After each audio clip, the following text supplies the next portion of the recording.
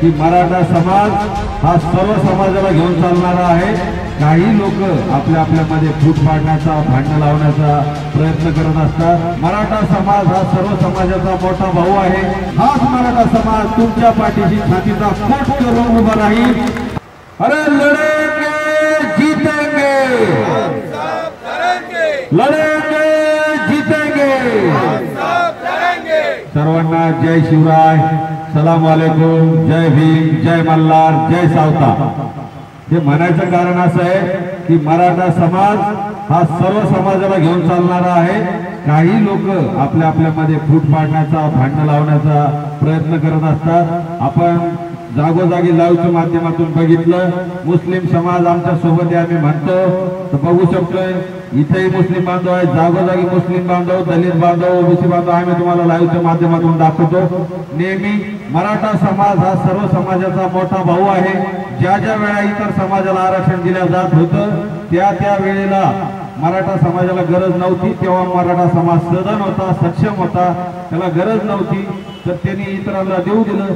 आज मराठा समाजची परिस्थिती अशी आहे की 100 एकरला 1 एकर अर्धा एकर आला, आमचे पोरं दुसऱ्याच्या इथं सालाना जायला लागले, हातगाड्या लोटायला लागले, टपऱ्या हे करायला लागले, कॉन्ट्रॅक्टने पोरं कामाला चालले। आमचा समाज आज लाखो पोरं आमचे नैराश्यात गेले, आत्महत्या करायला लागले। मराठा आरक्षणाला बलिदानाचा शाप लागलेला आहे। आपण बघितला स्वर्गवासी अण्णासाहेब पाटलांपासून तर अण्णासाहेब जावळे पाटील, देवदाजी वडके पाटील, विनायकराव मेटेजी, आपले काकासाहेब शिंदे गंगापूरचे, त्यानंतर 400 बांधवांनी आत्महत्या केली। आता 2 दिवस अगोदर लाडसंगी येथील बाबासाहेब पडोळ यांनी आत्महत्या केली। या बांधवांनी आमच्या सांगितलं की 2 लाख रुपये शिक्षणाची फीस भरू शकत नाही म्हणून त्यांनी आत्महत्या केली।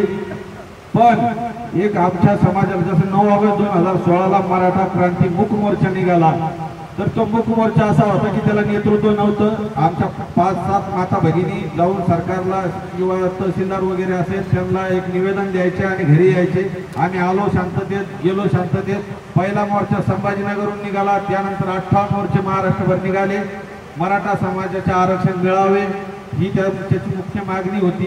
पण त्यानंतर काही लोकांनी स्वतःला समन्वयक नाव लावलं, मुख्य समन्वयक लावलं, सरकारचे मॅनेज झाले, पैसे खाल्ले, त्यामुळे मराठा चळवळीला बदनाम झालं होतं, नेतृत्व भेटत नव्हतं। मनोज जरांगे पाटील यांच्या माध्यमातून 29 ऑगस्ट 2023 रोजी मनोज जरांगे पाटलांनी आंतरवाली सराटी येथे उपोषण चालू केलं। त्यानंतर त्यांनी उपोषण तीव्र केल्यानंतर सरकारशी बोलणी चालल्यानंतर ते कुठल्याही पद्धतीत मॅनेज झाले नाही। त्यांची निष्ठा बघितली, शेतकऱ्याचा पोरग, गरिबाचं पोरग काय करू शकतं हे जगानं पाहिलेलं आहे।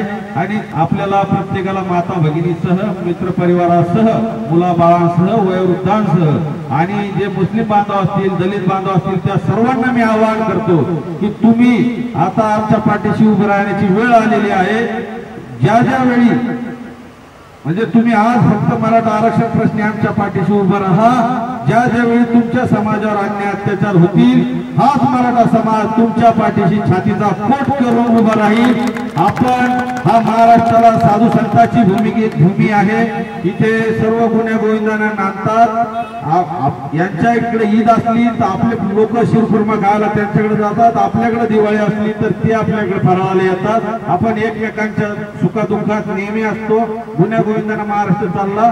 पण सोशल मीडियावर काही लोक चुकीच्या कॉमेंट करण्यासाठी रोजाना ठेवलेले आहेत, ते तुम्ही चांगल्या पोस्ट टाकल्या की त्याच्यावर चुकीच्या कॉमेंट करतात आणि आपल्याला उचकवण्याचा प्रयत्न करतात। आपलं रक्त गरम असतं, पण आम्ही सगळ्यांना एक